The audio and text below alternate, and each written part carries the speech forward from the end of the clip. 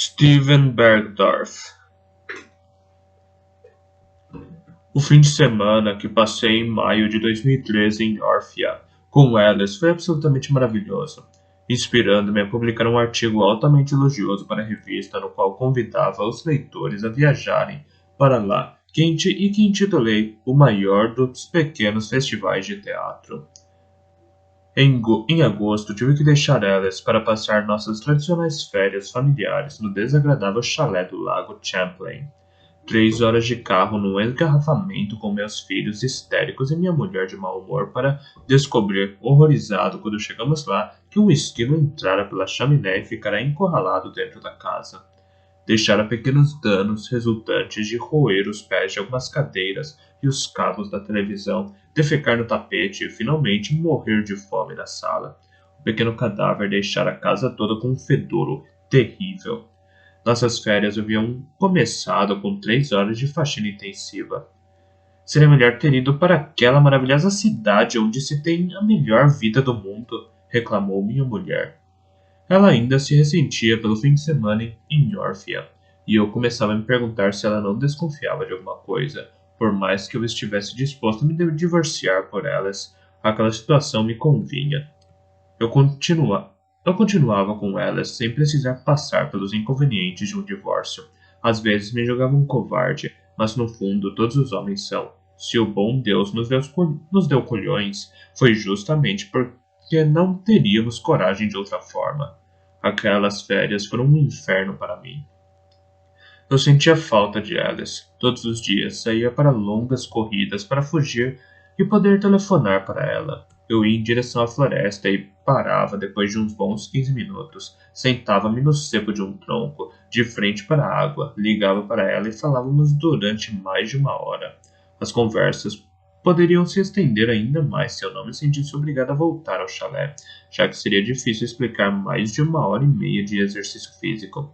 Por sorte, uma emergência na revista me obrigou a voltar de ônibus para Nova York, um dia antes do resto da família. Dispunha de uma noite de liberdade total com elas, e passei na casa dela. Jantamos pizza na cama e fizemos amor 4 vezes. Ela acabou adormecendo. Era quase meia-noite. Eu estava com sede e saí do quarto para pegar água na cozinha, vestindo apenas uma camiseta e uma cueca. Lá, topei com a locatária que dividia o apartamento com elas e, horrorizado, descobri que se tratava de uma de minhas jornalistas, Stephanie Myler. Stephanie? Perguntei, perdendo a voz. Sr. Bergdorf? Retrucou ela, tão perplexa quanto eu. Olhou para os meus trajes ridículos e segurou o riso. Então você é a outra locatária? Então é você o namorado que ouço do outro lado da parede? Fiquei muito constrangido, meu rosto vermelho de vergonha. Não se preocupe, Sr. Bergdorf, não direi nada a ninguém, prometeu, saindo da cozinha. O que o senhor faz diz respeito apenas ao senhor. Stephanie Myler era uma mulher de classe. Quando a reencontrei no dia seguinte na redação, agiu como se nada tivesse acontecido. Nunca mencionou o fato em circunstância alguma. Em contrapartida, repreendi elas por não ter me avisado. Poxa, você poderia ter me dito que dividiu o apartamento com Stephanie, reclamei, fechando a porta da minha sala para que não nos ouvissem. Isso faria alguma diferença? Eu não teria ido à sua casa. Imagine se alguém fica sabendo de nós dois. E qual o problema? Sente vergonha de mim? Não. Mas estou acima de você na hierarquia da empresa. Eu poderia ter sérios problemas.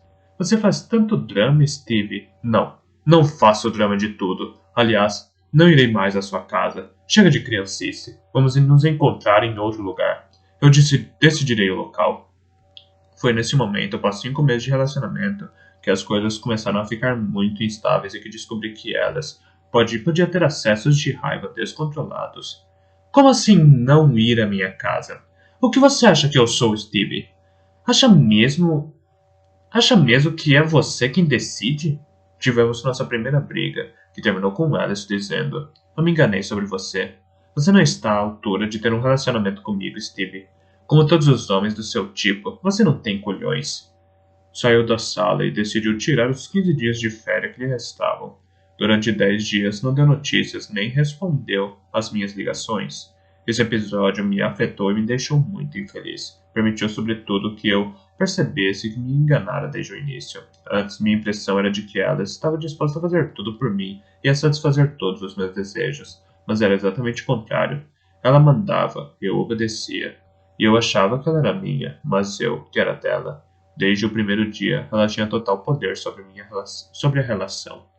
Minha mulher notou que eu estava esquisito e perguntou: O que está havendo, querido? Você está muito nervoso. Nada. Umas questões de trabalho. Na verdade, eu estava ao mesmo tempo muito chateado por ter perdido Alice e preocupadíssimo que ela aprontasse alguma, revelando nosso caso à minha mulher e aos colegas da revista. Eu quis. Eu, que um mês antes me sentia presunçoso e estava disposto a largar tudo por ela, passar a ficar em pânico, ia perder minha família e meu emprego e terminar sem nada. Minha mulher fez de tudo para entender o que estava errado, mostrou-se carinhosa e meiga, e quanto mais legal ela era comigo, mais eu pensava que não queria perdê-la. No fim, sem aguentar mais, decidi ir à casa de Alice depois do trabalho. Não sei se foi pela necessidade de ouvi-la dizer que nunca contaria sobre nós a quem quer que fosse, ou pela vontade de revê-la. Eram 7 horas quando toquei o interfone do prédio dela. Nenhuma resposta. Era óbvio que ela não estava em casa, e decidi esperá-la. Sentado nos degraus da porta de entrada, esperei durante 3 horas, sem sair do lugar.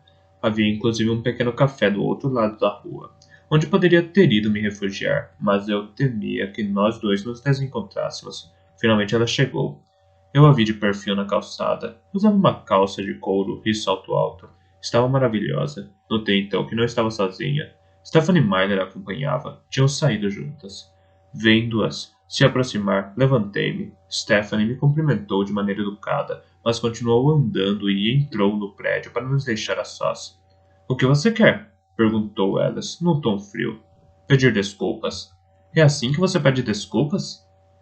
Não sei o que me deu, mas me pus de joelhos diante dela na calçada mesmo. Ela então me disse com sua voz carinhosa que me derretia: Ah, Steve, você é tão bonitinho. Ela me fez levantar e me deu um beijo cheio de paixão. Depois me levou a seu apartamento, me arrastou para o quarto e ordenou que eu transasse com ela. Enquanto eu penetrava, Alice falou, arranhando meus ombros: Você sabe que eu amo você, Steve, mas precisa merecer ser perdoado. Encontre-me amanhã às 5 da tarde no Plaza com um belo presente. Você conhece meu gosto, não seja tão duro. Prometi que faria isso, e no dia seguinte, às 5 da tarde, no bar do Plaza, enquanto tomávamos um champanhe Grand Cru, dei de presente uma pulseira de diamantes paga com o dinheiro que tirei da conta que eu e minha mulher tínhamos aberto para nossos filhos. Eu sabia que minha mulher nunca verificava essa conta e que eu teria tempo de devolver a soma, sem que ela notasse. Ótimo, Steve, disse Alice, num tom condescendente, experimentando a pulseira. Você finalmente entendeu como deve me tratar. Tomou o champanhe da taça num gole só e se levantou. Onde vai? Perguntei. Marquei de sair com os amigos. Nós vamos no escritório amanhã. Mas eu pensei que passaríamos a noite juntos. Escutei-me lamentando. Reservei um quarto. Ótimo. Aproveite para descansar bastante, Steve. Ela foi embora e eu passei a noite no quarto cuja reserva não dava mais para ser cancelada, me empanturrando de hambúrgueres e assistindo à TV. Desde o começo, ela se definira o tom da relação. Eu apenas não quis perceber isso. E para mim, foi o começo de uma longa viagem ao inferno. Comecei a me sentir prisioneiro de elas. Ela era completamente instável. Se eu não me comportasse, ameaçava revelar tudo e me destruir. Além de avisar a revista e minha mulher, procuraria a polícia. Diria ter sido obrigado a ter relações sexuais comigo, ter ficado sob o jugo de um patrão pervertido e tirânico. Às vezes, ficava dias me tratando com o maior carinho, o que me desarmava e me impedia de odiá-la. Presenteava-me, em especial com um sexo extraordinário que tinha começado a ficar menos frequente, pelo qual eu esperava, desesperado e dependente. Foi durante setembro de 2013 que finalmente compreendi que elas tinham interesse em outra coisa além de dinheiro. Tudo bem, eu me arruinava com os gastos em presentes, já estava com 4 cartões e havia torrado um quarto da poupança da família, mas ela poderia ter seduzido milionários e conseguido 100 vezes mais. O que interessava de verdade era sua carreira de escritora, e ela achava que eu podia ajudá-la. Estava obcecada pela ideia de se tornar a próxima escritora da moda em Nova York, e determinada a se livrar de qualquer um capaz de oferecer concorrência. Eu me lembro em especial de uma manhã de sábado, 14 de setembro de 2013. Eu estava fazendo compras com minha mulher e meus filhos quando ela me ligou. Afastei-me alguns instantes para falar e a ouvi berrando. Você pôs ela na capa, seu canalha! Do que está falando, Alice? Ela falava do novo número de outono da revista. Stephanie Meyer escreveu um texto tão bom que eu lhe dera a honra de uma chamada na capa. E Alice tinha acabado de descobrir isso. Mas Alice, você está louca? Stephanie escreveu um texto incrível. Estou me lixando para suas explicações, Steve. Isso vai lhe custar caro. Quero ver você. Onde está? Dei um jeito de encontrá-la no fim do dia, no café perto da casa dela. Temendo sua ira, eu comprar um bonito foulard de uma grife francesa de luxo. Ela desceu do apartamento fora de si e jogou o presente na minha cara. Nunca tinha visto ela tão furiosa. Você cuida da carreira dela, bota ela na capa de da revista literária de Nova York. E eu como fico? Eu continuo a ridícula funcionariazinha que cuida da correspondência. Mas Alice, pense bem, você não escreve? Escrevo sim. Tem o meu blog de escritora, você me disse que era ótimo. Por que não publica trechos na revista? Alice, Ela fez com que eu me calasse com um gesto de raiva, chicoteando o ar com o forlard, como se estivesse domando um cavalo. Chega de conversa fiada. Quer me impressionar com seu pano chifrinho? Acha que sou uma vadia? Acha que pode me comprar assim? Alice, o que você quer de mim? Quero que se livre dessa idiota da Stephanie. Quero que a demita imediatamente. Levantou-se da cadeira para me indicar que a conversa terminara. Eu quis agarrá-la pelo braço delicadamente para detê-la. Ela me apertou com força. Eu seria capaz de arrancar os seus olhos fora, Steve. Preste bem atenção. Segunda-feira de manhã, Stephanie Meyer será demitida da revista. Está me ouvindo? Caso contrário, na própria segunda-feira, todo mundo saberá o que você me fez sofrer. Olhando em retrospectiva, eu não deveria ter cedido. Deveria ter mantido Stephanie. Ela teria me denunciado à polícia, à minha mulher, a quem ela quisesse, e eu teria arcado com as consequências dos meus atos. Mas eu era muito covarde para agir desse jeito. Assim, na segunda-feira, demiti Stephanie Meyer da revista literária de Nova York, alegando problemas financeiros. Na hora de ir embora, ela passou na minha sala, aos prantos, carregando uma caixa com seus pertences. Não entendo por que está fazendo isso comigo, Steven. Trabalhei tão duro para vocês. Sinto muito, Stephanie. As condições são terríveis. Estamos lidando com um grande corte no orçamento. Mentira. Sei que Alice manipula o senhor, mas não se preocupe. Nunca direi nada a ninguém. Pode dormir tranquilo. Não criarei problemas. A demissão de Stephanie acalmou Alice, que trabalhava direto em seu romance. Dizia ter tido a ideia do século e que o livro ia ser muito bom. 3 meses passaram até dezembro de 2013 e o Natal. Para a ocasião, comprei um colar de $1.500 para Alice e uma bijuteria de 150 para minha mulher, que por sua vez surpreendeu-me a presentear toda a família com uma viagem de uma semana num lugar ensolarado. Ela anunciou isso numa sexta-feira à noite, durante o jantar, toda radiante, mostrando-nos os panfletos de onde ficaríamos. 3 meses depois, passaram até dezembro de 2013. 3 meses passaram até dezembro de 2013 e o Natal. Para a ocasião, comprei um colar de $1.500 para Alice e uma bijuteria de 150 para minha mulher, que por sua vez surpreendeu-me ao presentear toda a família com uma viagem de uma semana num lugar ensolarado. Ela anunciou isso numa sexta-feira à noite durante o jantar, toda radiante, mostrando-nos os panfletos de onde ficaríamos. Fomos convidados com o que gastamos, não desperdiçamos dinheiro com bobagens. Estou economizando parte do meu salário desde a Páscoa para podermos passar o Ano Novo no Caribe, falou ela. O que ela chamava de Caribe era Jamaica, num desses hotéis com tudo incluído para uma classe média alta que queria bancar o Grão-Duque, com uma grande piscina de água insalubre e refeições em buffets infames, mas no calor úmido da costa jamaicana, ao abrigo das folhas das palmeiras diante do sol inclemente, tomando drinks feitos com bebidas de péssima qualidade, longe de Alice e de todas as preocupações. Eu me senti bem, tranquilo, pela primeira vez em muito tempo. Percebi que tinha vontade de sair de Nova York, de recomeçar a vida em outro lugar, do zero, e não cometer mais aqueles erros que haviam acabado comigo. Acabei falando sobre isso com minha mulher. Não gostaria de sair de Nova York? O quê? Por que sair de Nova York? Estamos bem lá, não acha? Estamos. Mas você sabe o que eu quero dizer. Não, não sei o que você quer dizer. Poderíamos ir morar numa cidade menor. Não perder o dia inteiro em transportes públicos, esbarrando o tempo todo nos outros. Que moda é essa que você inventou, Steven? Não é moda. É uma ideia que estou compartilhando com você. Só isso. Minha mulher, como todos os autênticos nova-iorquinos, não se via morando em outro lugar, e minha ideia de fuga e de uma nova vida foi logo esquecida. 6 meses se passaram. Em junho de 2014, a poupança dos meus filhos estava zerada. Interceptei uma ligação do banco avisando-nos que não podíamos manter uma poupança vazia e fiz uma transferência para acabar com o problema.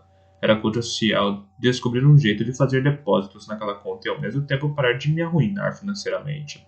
Eu precisava dar um basta em tudo aquilo. Não dormia mais e tinha pesadelos insuportáveis quando pegava no sono. Aquela história estava me corroendo. Alice havia acabado de escrever seu romance. Pediu que eu lesse e desse minha opinião sincera. Seja como na cama, falou. Duro, mas justo.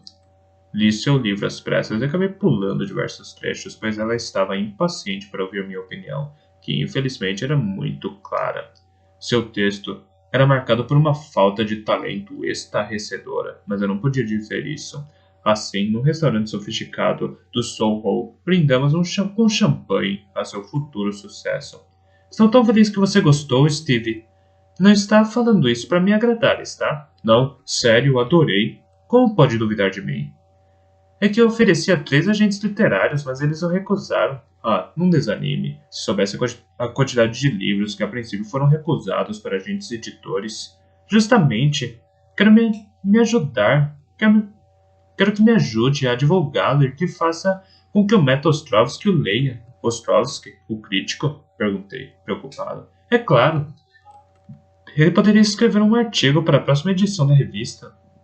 Todo mundo leva a opinião dele em consideração. Ele pode fazer desse livro um sucesso antes mesmo de ser publicado. Basta escrever uma matéria com críticas muito positivas sobre ele. Os agentes e as editoras viram me implorar para aceitar suas ofertas. Não tenho certeza se é uma boa ideia. Ostrovsky pode se mostrar muito duro, até mesmo cruel. Você é o chefe dele, certo? Basta exigir que escreva um bom artigo. Não é bem assim que funciona, Alice. E você sabe muito bem disso. Todos são livres para... Não comece com seu bordão moralista, Steve. Exijo que Ostrovsky escreva um artigo muito entusiasmado sobre meu livro. E ele vai fazer isso. Você vai dar um jeito de garantir que isso aconteça. O garçom chegou nesse momento com nossas lagostas do Maine, mas ela mandou os pratos de volta para a cozinha com um gesto e declarou. Perdi a fome. Que noite péssima. Quero voltar para casa.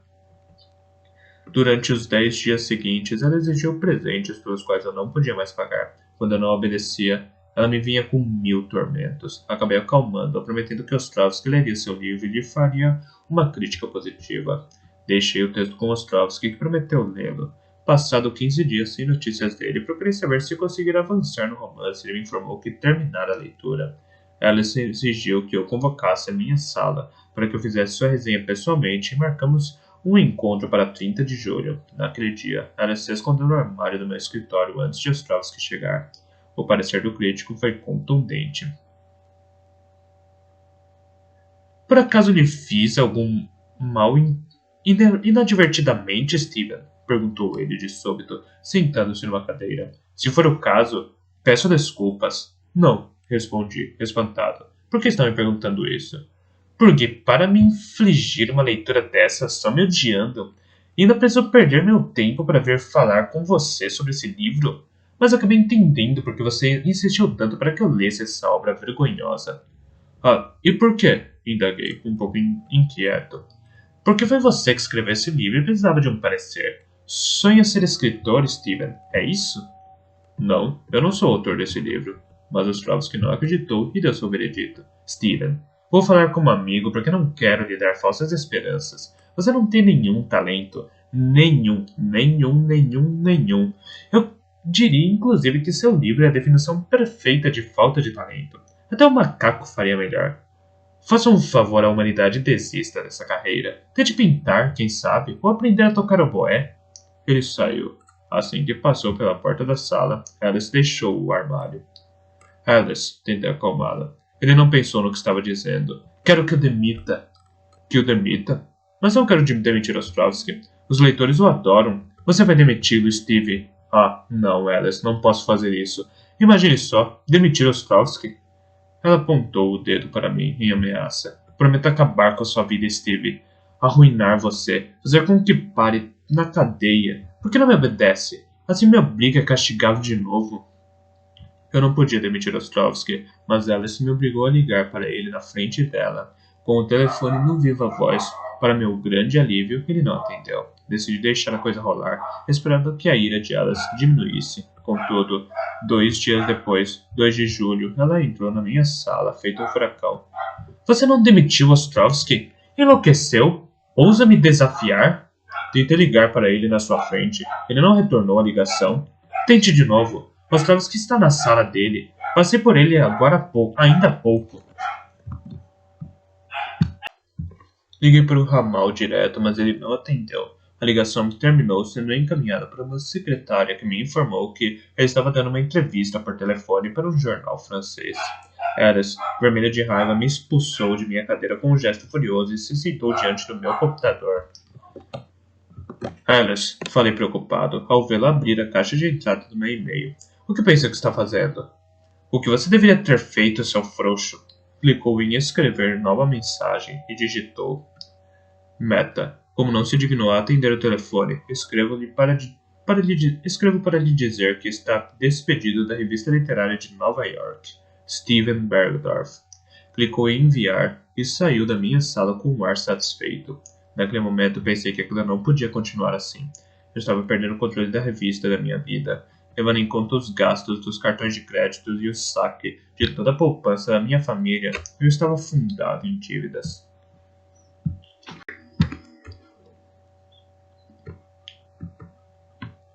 Jesse Rosenberg. Sábado, 12 de julho de 2014. 14 dias antes da abertura do festival. Tínhamos decidido tirar um fim de semana de folga. Precisávamos respirar um pouco, tomar certa distância do caso. E Derek e eu tínhamos de manter o autocontrole. Se perdêssemos a cabeça com Kirk Harvey, ficaríamos em apuros.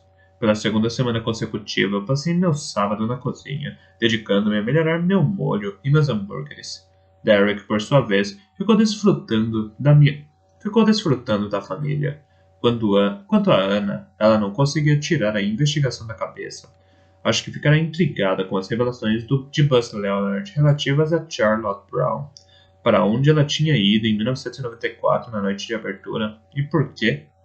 O que estava escondendo? Alan e Charlotte Brown deram todo o apoio a Ana na época em que se mudara para Orphea. Ela perdera a conta dos jantares para os quais fora convidada, dos convites para passeios, das excursões de banco. Saíra várias vezes para jantar com Charlotte, quase sempre no café Athena, onde passaram horas a fio conversando. Ana lhe contara parte de suas desavenças com o chefe Gulliver, e Charlotte lhe contara sobre a mudança para Orphea. Na época tinha acabado de terminar a faculdade. Arranjara um emprego com um veterinário ranzinza que se limitava a lhe delegar tarefas de secretária e passava a mão na bunda dela enquanto dava um sorriso de descaso. Ana não conseguia imaginar Charlotte Brown invadindo uma casa e massacrando uma família inteira. No dia anterior, após assistirmos ao vídeo, telefonamos para Buzz Leonard para lhe fazer 2 perguntas importantes. Por acaso os membros da companhia tinham acesso a algum carro? E quem possuía uma cópia do vídeo da peça? Sobre a questão do carro, ele foi categórico. A companhia toda tinha ido de ônibus, ninguém tinha carro. Quanto à fita de vídeo, 600 cópias haviam sido vendidas aos moradores da cidade, em diferentes pontos de distribuição. Havia algumas nas lojas da rua principal, dos mercados, nos postos de gasolina. As pessoas gostavam de ter aquilo como souvenir. Entre o outono de 1994 e o verão seguinte, esgotou tudo. Ele disse ao telefone. Isso significava 2 coisas. Havia sido fácil para Stephanie arranjar a fita. Existia uma cópia até mesmo na biblioteca municipal. Mas o principal, durante os cerca de 30 minutos que desaparecera na noite dos assassinatos, se não estava de carro, Charlotte Brown poderia apenas ter percorrido um raio de distância equivalente a 30 minutos de caminhada. Todo esse tempo deveria ainda ser dividido entre sair do teatro municipal e voltar para lá. Eu, Derek e Anna havíamos concluído que se ela tivesse usado um dos poucos táxis da cidade ou pedido a alguém que se levasse ao bairro de Penfield, era muito provável que o motorista tivesse se manifestado após os trágicos acontecimentos. Naquela manhã, Anna decidiu aproveitar sua corrida para cronometrar o tempo que levava para ir e voltar, a pé do teatro até a casa do prefeito Gordon. Caminhando, eram quase 45 minutos. Charlotte se ausentara por aproximadamente meia hora. Quão subjetiva era a noção de aproximadamente? Correndo, bastavam 25 minutos. Um corredor que estivesse em forma conseguiria fazer o percurso em 20 minutos, e no caso de alguém com os calçados errados para aquela atividade, 30. Logo, era tecnicamente viável. Charlotte Brown teria tido tempo para correr até a casa dos Gordon, assassiná-los e correr ao teatro municipal em seguida. Enquanto refletia, sentada num banco da praça diante da antiga casa da família Gordon, Anna recebeu uma ligação de Michael Bird. Anna, disse ele com uma voz inquieta, será que pode dar um pulo na redação? Acabou de acontecer uma coisa muito estranha. Em sua sala do Orphea Chronicle, Michael contou a Anna sobre a visita que acabara de receber. Matt Ostrovsky, o famoso crítico literário, apareceu por aqui. Queria saber o que havia acontecido com Stephanie. Quando eu lhe contei do assassinato, ele começou a gritar: por que ninguém me avisou? Qual é a ligação entre ele e Stephanie? Perguntou Anna. Desconheço. Foi por isso que liguei para você. Ele pôs-se a fazer todo tipo de perguntas, queria saber tudo. Como ele tinha sido morta? Por quê? Quais eram as pistas da polícia? E você respondeu? Limitei-me a falar que é de conhecimento público e que ele poderia ler nos jornais. E depois, o que aconteceu? Ele me pediu edições antigas do jornal relacionadas ao desaparecimento dele, o que tinha sobrado aqui. Ele insistiu em pagar e logo em seguida foi embora. Para onde? Ele disse que ia estudar o caso no hotel. Está hospedado no Palácio do Lago. Após uma rápida parada em casa para tomar banho, Anna dirigiu-se ao Palácio do Lago. Encontrou Ostrovsky no bar do hotel, onde ele marcou de encontrar com ela depois que Anna mandou que ligassem para seu quarto. Conheci Stephanie Meyer na revista literária de Nova York, explicou Ostrovsky. Era uma mulher brilhante, muito talentosa. Tinha potencial para se tornar uma grande escritora. Como sabia que ela tinha se mudado para Orphea? Após sua demissão, mantivemos contato. Nós falamos vez ou outra. Não o surpreendeu o fato de ela ter vindo trabalhar numa cidadezinha dos Hamptons? Agora que eu estou de volta em Orphea, penso que a escolha foi bastante válida. Ela dizia que queria escrever num lugar sossegado e que essa cidade era perfeita para isso. Sossegada, repetiu Anna. Não sei se essa é a melhor palavra para descrever a cidade neste momento. Se não me engano, não é a primeira vez que vem aqui, certo, Sr. Ostrovsky? Está correta, jovem oficial. Estive aqui há 20 anos, por ocasião do primeiro festival de teatro. Não me lembro de nada significativo com relação à programação como um todo, mas a cidade me agradou. E desde 1994 nunca mais voltou ao festival? Não, nunca. Então por que voltou agora? De repente, após 20 anos? Recebi um convite simpático do prefeito Brown e pensei, por que não? Foi a primeira vez que o convidaram desde 1994? Não, mas dessa vez me agradou a ideia de vir. Anna sentiu que Ostrovsky não estava lhe contando tudo. E que tal se o senhor parasse de achar que sou idiota, Sr. Ostrovsky? Sei que o senhor foi à redação do Orphea Chronicle hoje e que fez perguntas a respeito de Stephanie. O editor comentou que o senhor não parecia estar em seu estado normal. O que está acontecendo? O que está acontecendo? Repetiu ele, ofendido.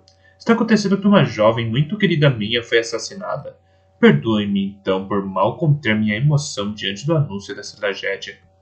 A voz dele falhava. Ela percebeu que ele estava com os nervos à flor da pele. O senhor não sabia que havia acontecido com Stephanie Meyer? Ninguém comentou nada na redação da revista? Mas esse é o tipo de notícia que as pessoas comentam o tempo todo quando se esbarram no corredor.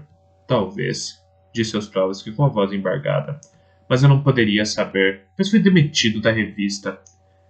Escorraçado, humilhado, tratado como se fosse um Zé Ninguém. De um dia para o outro, o perverso do Bergdorf me bota na rua, me expulsa com meus pertences em caixa de papelão, não me deixa mais entrar na redação, não atende mais sequer a um telefonema meu. Eu, o grande Ostrovsky, tratado como o ser mais insignificante de todos. Imagine, senhora, que havia apenas uma pessoa nesse país que ainda me tratava com gentileza, e essa mulher era Stephanie Myler. Prestes a mergulhar em depressão em Nova York, se conseguir entrar em contato com ela, decidi vir encontrá-la em Norfolk, considerando que o convite do prefeito era uma bela coincidência e talvez um sinal do destino. Porém, como já estava aqui e não tinha conseguido falar com minha amiga, decidi ir ao seu endereço residencial, onde um policial me informou que ela foi assassinada. Ao que parece, foi afogada no lago pantanoso, seu corpo entregue aos insetos, vermes, aves e sanguessugas. Esse, senhor, é motivo para minha tristeza e para minha raiva. Houve um momento de silêncio. Ele assoou o nariz, secou uma lágrima e tentou recuperar a compostura, respirando fundo. Eu sinto muito pela morte de sua amiga, Sra. Ostrovsky, disse Ana, por fim. Obrigado, senhora, por compartilhar da minha dor. O senhor disse que foi Steven Bergdorf que o demitiu? Sim, Steven Bergdorf, o editor da revista. Ele então demitiu Stephanie e o senhor em seguida? Sim, confirmou Ostrovsky. Acho que pode haver alguma ligação? Não faço ideia. Após a conversa com Ostrovsky, Ana foi almoçar no café Athena. No momento em que se sentava a uma mesa, uma voz se dirigiu a ela. Você não fica bem a paisana, Ana. Ana virou-se e viu Sylvia Tenenbaum sorrindo para ela. Parecia estar de bom humor. Eu não sabia do seu irmão, comentou Ana. Não fazia ideia do que havia acontecido com ele. Isso muda alguma coisa? Perguntou Sylvia. Vai me olhar de outra maneira? O que eu quero dizer é, sinto muito. Deve ter sido terrível para você. Gosto muito de você e senti pena. Só isso. Sylvia fez uma cara triste. É muito gentil da sua parte. Posso almoçar com você, Ana? Por minha conta. Acomodaram-se a uma mesa na varanda do restaurante, um pouco afastada dos outros fregueses. Durante muito tempo eu fui conhecida como a irmã do monstro, contou Sylvia. As pessoas daqui queriam que eu fosse embora, que eu vendesse o restaurante por um valor bem baixo e me mudasse. Como era seu irmão? Tinha coração de ouro. Era gentil, generoso, mas impulsivo demais, brigão demais. Foi isso que lhe custou tudo. A vida inteira, sempre pôs tudo a perder por causa de um soco. Desde a escola, assim começava uma discussão com outro colega. Ele não conseguia se conter e partia para a briga. Cansou de ser expulso dos colégios. Os negócios do nosso pai prosperavam e ele tinha nos matriculado nas melhores escolas particulares de Manhattan, onde morávamos. Meu irmão chegou a ser matriculado em todas as escolas possíveis até acabar tendo aulas com um tutor em casa. Depois disso, foi aceito na Universidade de Stanford e ao cabo de um ano foi expulso por sair no tapa com um dos professores. Um professor? Dá para imaginar? De volta a Nova York, meu irmão arranjou um emprego. Ficou nele por 8 meses até atracar com um colega e ser demitido. Tínhamos uma casa de férias em Reed Gaspard. Não demorou não muito longe daqui, e meu irmão se mudou para lá. Arranjou um emprego como gerente de restaurante. Gostou daquilo. O restaurante ia bem, mas os fregueses não tinham a melhor das reputações. Depois do trabalho, ia para um bar que era conhecido por sua má fama. Foi preso por embriaguez, posse de um pouco de maconha. Então começou uma briga violentíssima no estacionamento. Ted foi condenado a 6 meses de prisão. Ao sair, queria voltar para os Hamptons. Não para Reed Gaspard. Queria esquecer o passado, recomeçar do zero. Foi assim que veio parar em Orphea. Em virtude de seu passado criminal, ainda que tivesse ficado muito pouco tempo preso, encontrou bastante dificuldade para arranjar um emprego. Finalmente, o dono do Palácio do Lago contratou como carregador. Era um empregado modelo, logo foi promovido. Começou na recepção, depois tornou-se assistente do gerente, participava da vida da cidade. Alistou-se como bombeiro voluntário, tudo corria bem. Sylvia parou de falar. Ana sentiu que perdera um pouco o gás e a incentivou. O que aconteceu em seguida? Ted tinha faro para os negócios. No hotel, ao notar que a maioria dos hóspedes se queixava de não encontrar um restaurante bom em Orphea, teve a ideia de montar o próprio negócio.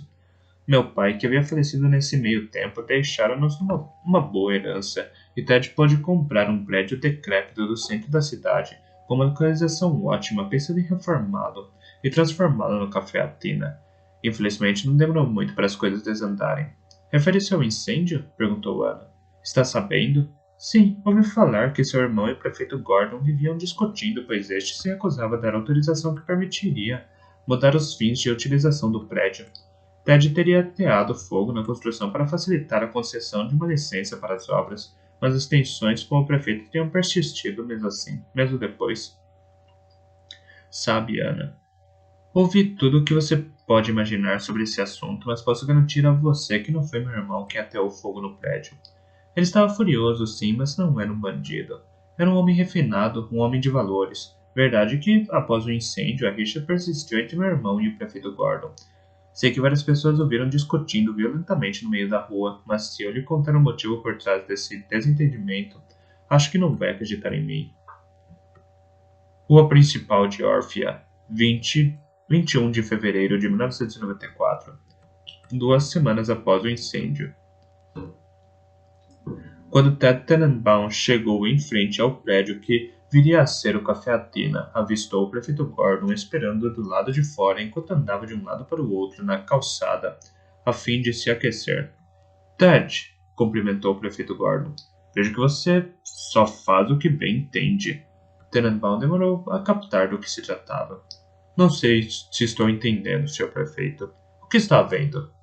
Gordon tirou uma folha de papel do bolso, no casaco, e disse: Eu lhe dei o nome dessas empreiteiras para suas obras e você não contratou nenhuma delas. É verdade. Pedi alguns orçamentos e escolhi as empresas que ofereciam os melhores preços. Não vejo o que há de errado.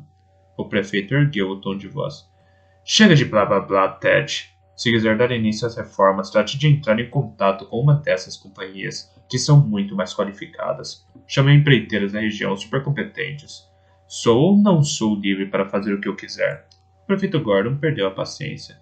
Não darei autorização para você trabalhar com essa empreiteira, gritou. Autorização? Isso mesmo. Mandarei embargar as suas obras até porque for necessário usando de todos os meios possíveis. Alguns transeuntes, intrigados com os gritos, pararam na rua. Ted, que se aproximara do prefeito, berrou. Posso saber o que tem a ver com isso, Gordon? Senhor prefeito, por favor, corrigiu Gordon, pressionando o dedo contra o peito de Tenenbaum para enfatizar suas palavras. Ted saiu do sério e agarrou bruscamente pela gola para, em seguida, afrouxar o aperto. O prefeito olhou de forma desafiadora. Ora, Tenenbaum, acha que me assusta? Procure se comportar em vez de dar espetáculo. Uma viatura policial chegou naquele instante. Gulliver, o assistente do chefe da polícia, saltou apressado do carro. Senhor prefeito, o senhor está tudo bem, senhor prefeito? Perguntou o policial com uma das mãos no cacetete. Está tudo ótimo, policial, obrigado. Esse foi o motivo por trás da desavença dos dois, explicou Sylvia a Ana da varanda do Café Athena. A escolha das empreiteiras para as obras. Acredito em você. Sylvia parecia surpresa. Sério? Sério. O prefeito recebia propinas das empreiteiras para as quais arranjava trabalho. Imagino que as obras para a construção do Café Athena envolvessem somas relativamente grandes e que o prefeito Gordon quisesse sua fatia do bolo. O que aconteceu em seguida? Ted obedeceu o prefeito. Sabia que o prefeito poderia embargar as obras e lhe causar 1000 problemas. As coisas se ajeitaram e o Café Athena abriu uma semana antes do festival. Tudo corria bem, até o prefeito Gordon ser assassinado. Meu irmão não matou o prefeito Gordon, disse eu tenho certeza. Sylvie, a expressão noite negra lhe diz alguma coisa? Noite negra, repetiu Sylvia, refletindo por um instante. Vi isso em algum lugar. Avistou um exemplar do Orphea Chronicle daquele dia que fora abandonado numa mesa próxima a delas, e o pegou. Isso, aqui está, continuou, lendo a primeira página do jornal. É o título da peça que será finalmente encenada na abertura do festival. Porventura, o ex-chefe de polícia Kirk Harvey e seu irmão eram próximos? Perguntou Ana. Não que eu saiba. Por quê? Porque Noite Negra corresponde a mensagens misteriosas que apareceram pela cidade durante o ano anterior à primeira edição do festival. Esse título apareceu numa pichação encontrada nos escombros do incêndio do futuro Café Athena em fevereiro de 1994. Você não sabia disso? Não. Não sabia. Mas não se esqueça de que só me mudei para cá depois de toda essa tragédia. Na época eu morava em Manhattan, era casado e tocava os negócios do meu pai. Com a morte do meu irmão, perdi o Café Athena e decidi não vendê-lo. Era a paixão dele. Contratei um gerente, depois me divorciei e decidi vender a empresa do meu pai. Eu queria recomeçar. Acabei me mudando para cá em 1998. Tudo isso para lhe dizer que não sei de toda a história. Ainda mais no que diz respeito a essa noite negra que você mencionou. Não faço ideia da relação disso com o incêndio, mas, em contrapartida, sei que ateou fogo no prédio. Quem? Perguntou Ana, com o coração acelerado. Acabei de falar das pessoas de má reputação que Ted conhecera em Bridgesport. Havia um sujeito, Jeremiah Fold, um bandido de segunda categoria que vivia extorquindo as pessoas e que procurou confusão com meu irmão. Jeremiah era um sujeito nojento e às vezes vinha à órfia com umas garotas estranhas e tocava o terror no Palácio do Lago. Aparecia com os bolsos cheios de dinheiro, uma motocicleta imensa e barulhenta. Ele era escandaloso, grosseiro, vivia drogado. Seus fregueses das outras mesas do restaurante estavam na onda. Jeremiah pagava a conta deles e tirava notas de $100 aos garçons. O dono do hotel não gostava, mas não ousava proibir Jeremiah de frequentar seu estabelecimento para não criar problemas com ele.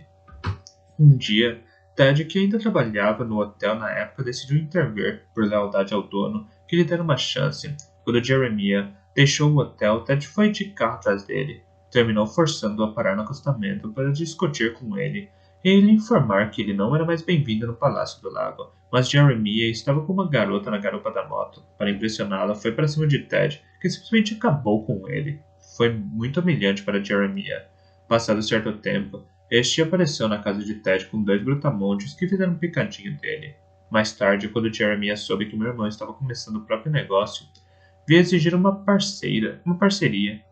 Queria receber uma comissão, senão atrapalharia o trabalho das empreiteiras. Exigiu também uma porcentagem dos lucros quando o restaurante abrisse. Ele percebeu o potencial do restaurante. E o que Ted fez? Perguntou Ana. A princípio, recusou-se a pagar. Aí, uma noite de fevereiro, o prédio do Café Atina pegou fogo. Um aviso de Jeremiah Fold? Exatamente. Na noite do incêndio, Ted apareceu na minha casa às 3 da manhã. Foi assim que eu soube de tudo o que estava acontecendo. Madrugada de 11 para 12 de fevereiro de 1994. Apartamento de Sylvia Tenenbaum, em Manhattan. Sylvia acordou com o barulho do interfone. Seu despertador indicava 2h45 da manhã. Era o porteiro do prédio. Seu irmão estava lá. Era urgente.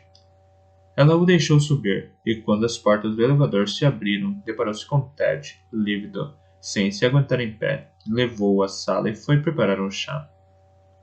O café Atina pegou fogo, contou Ted. Com tudo lá dentro, as plantas das obras, minhas pastas, meses de trabalho que viraram pó. Os arquitetos não possuem cópias? Perguntou Sylvia, querendo a todo custo acalmar o irmão. Não, você não entende a situação. É muito grave. Ted tirou do bolso uma folha de papel amassada, uma carta anônima, encontrada atrás do limpador de para-brisa de seu carro quando avisado sobre o incêndio devastador saíra correndo de casa. Da próxima vez, a sua casa que vai virar cinzas. Quer dizer que foi um incêndio criminoso? Indagou Sylvia, horrorizada. Ted fez que sim com a cabeça. Quem fez isso? Perguntou Sylvia, em voz mais alta. Jeremiah Fold. Quem? Seu irmão contou-lhe tudo, como ele proibira Jeremiah Fold de voltar ao hotel, a briga entre eles e as consequências que continuavam a se desenrolar. Jeremiah quer dinheiro, explicou Ted. Muito dinheiro. Precisamos chamar a polícia, implorou Sylvia. Impossível fazer isso agora. Conhecendo Jeremiah, ele pagou alguém para incendiar o prédio. A polícia nunca o pegará. Pelo menos não agora. A única coisa que isso me traria seriam fortes represálias. Ele é louco, está disposto a tudo. A coisa vai piorar. No melhor dos casos, ele queimará tudo o que possuo. No pior, alguém acabará sendo morto. E acha que se pagar, ele vai deixar você em paz? Perguntou Sylvia, pálida. Tenho certeza. Ele adora uma grana. Então pague por enquanto, suplicou-lhe a irmã. Temos bastante dinheiro. Pague até a situação se acalmar e você poder avisar a polícia sem ficar com a corda no pescoço. Acho que tem razão, concordou Ted. Meu irmão então decidiu pagar pelo menos durante um tempo para acalmar os ânimos, contou Sylvia a Ana. Ele adorava o restaurante. Era seu orgulho, sua realização pessoal.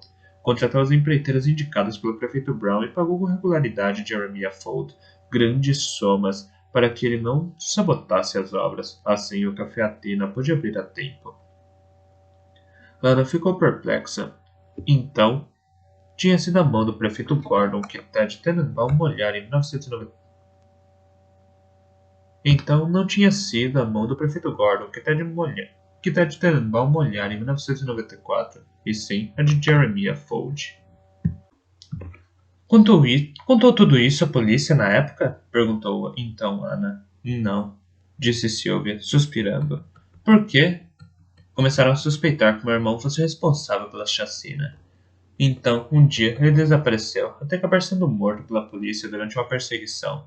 Eu não queria sobrecarregá-lo ainda mais. Mas, pode ter certeza, se ele não tivesse sido morto, eu teria feito a ele todas as perguntas que me angustiavam. Enquanto Ana e Sylvia Tenenbaum conversavam na rua principal.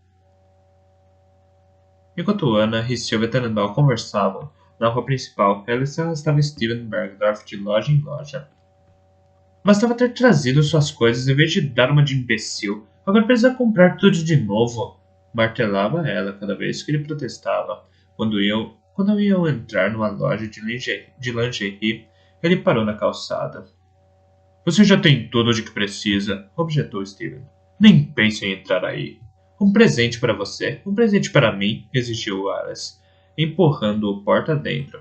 Por pouco não esbarraram em Kirk Harvey, que passara em frente à loja e parou diante de uma parede de tijolos. Tirou da bolsa um pacote de cola, um pincel e afixou um dos cartazes que acabara de imprimir. Seleção de elenco.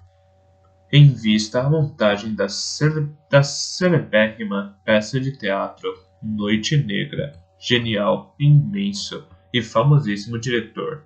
Procura atores com ou sem experiência. Sucesso mundial garantido. Fama garantida a todos. Salário exorbitante. Teste segunda-feira, 14, às 10 horas da manhã, no Teatro Municipal de Orfia. Atenção! Não há vagas para todo mundo. Presentes e doações aceitos e até mesmo recomendados. A poucas centenas de metros dali, Jerry e Dakota Eden, que passeavam pela rua principal, depararam-se com um desses cartazes. Um teste para uma peça de teatro, leu Jerry para a filha. E se nós tentássemos? Quando você era menor, você queria ser atriz. Certamente não uma peça idiota.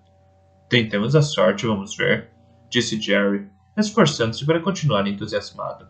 Está escrito que os testes são segunda-feira. Quanto tempo vamos ficar nesse fim de mundo horrível? Reclamou Dakota. Não faço ideia. Não faço ideia, retrucou Jerry, irritado. O tempo que for necessário. Acabamos de chegar, não comece. Você tinha outros planos? Ir à universidade, talvez? Ah, não. Você não está matriculado em lugar nenhum.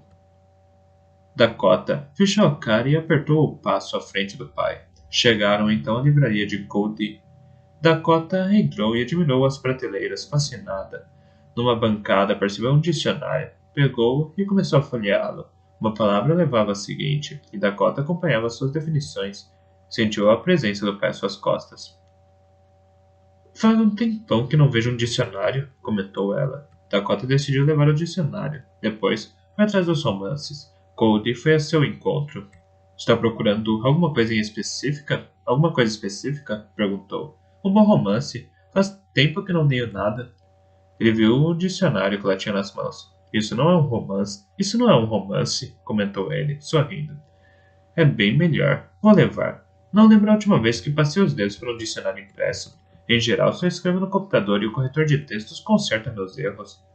Século maluco, disse Cody e suspirou. Ela concordou e continuou. Quando era pequena, participava de concursos de soletração.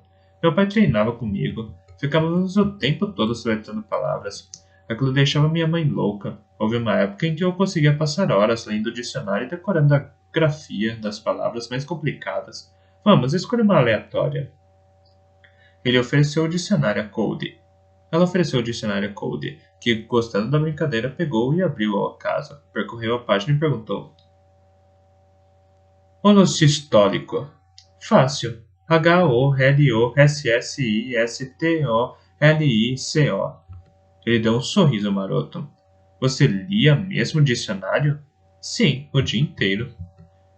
Ela riu, e por um breve momento seus olhos brilharam. De onde você é? De Nova York. Meu nome é Dakota. Sou Cody.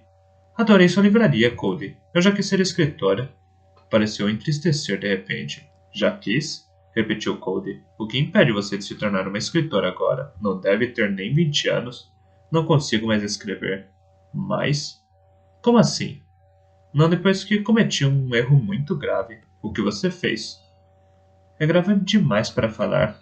Você poderia escrever sobre isso, sugeriu Cody. Eu sei. Meu terapeuta fica me dizendo isso.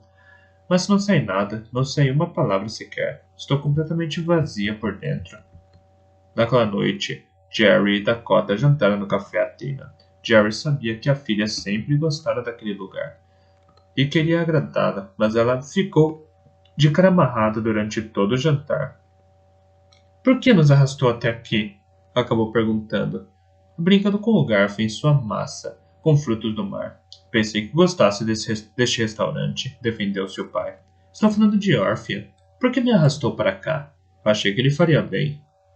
Achou que me faria bem? Ou queria me mostrar como eu decepcionei você e me lembrar que você perdeu sua casa por minha culpa? Dakota. Como pode dizer um absurdo desses? Eu estraguei sua vida. Sei muito bem. Dakota. Você precisa parar de ficar se recriminando. Precisa se reconstruir. Mas então você não entende? Nunca poderei consertar o que fiz, papai. Odeio essa cidade, odeio tudo. Odeio a vida. Se conseguir segurar as lágrimas, foi se refugiar no banheiro para que não a vissem chorar. Quando finalmente saiu, após longos 20 minutos, pediu ao pai para voltarem para o hotel. Jerry não notara que havia um frigobar em cada um dos 2 dormitórios que compunham a suíte. Sem fazer barulho, Dakota tirou um copo do armário e uma mini garrafa de vodka do frigobar, serviu-se da bebida e tomou alguns goles. Em seguida, vasculhou sua gaveta de calcinhas, onde encontrou uma ampola de ketamina. Leila dizia que a droga líquida era mais prática e discreta que a versão em pó. Dakota quebrou uma extremidade do tubo e esvaziou o conteúdo no copo. Misturou tudo com a ponta do dedo e tomou de um gole só. Após alguns minutos, sentiu-se tomada por uma sensação de paz. Estava mais leve, mais feliz.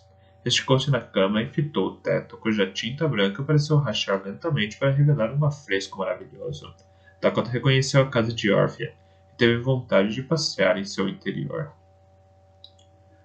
Orphea, 10 anos antes. Julho de 2004. Uma agitação alegre reinava na mesa do café da manhã da suntuosa casa de veraneio da família Eden, construída de frente para o mar, na Ocean Road.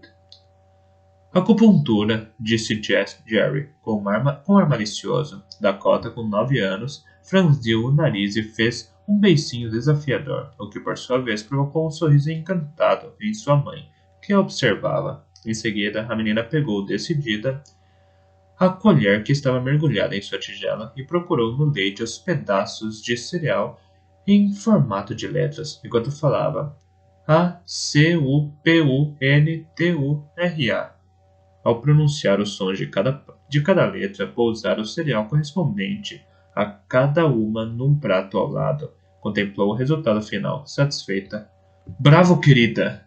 Elogiou o pai, impressionado. A mãe aplaudiu, rindo e perguntou: Como faz isso? Não faço ideia, mamãe. Veja como se fosse um retrato da palavra na minha cabeça, e pelo jeito ele está certo. Tentamos de novo, propôs Jerry. Rododendro. Dakota revirou os olhos, fazendo os pais rirem. Em seguida, pôs-se a soletrar e errou só por saltar o último R. Quase! Parabenizou o pai. Pelo menos aprendi uma palavra nova, filosofou Dakota. Não vou mais me confundir. Posso ir à piscina? Claro. Claro, vai colocar o seu maiô, disse a mãe, e sorriu para ela. A menina deu um gritinho de alegria e saiu apressada da mesa. Emocionado, Jerry observou-a desaparecer corredor adentro, e Cynthia aproveitou aquele instante de calma para se sentar no colo do marido. Obrigado, meu amor, por ser um marido e um pai tão maravilhoso. Obrigado por ser uma mulher tão extraordinária. Eu nunca imaginei que poderia ser tão feliz, declarou Cynthia, os olhos irradiando amor. Eu também não. Somos tão sortudos.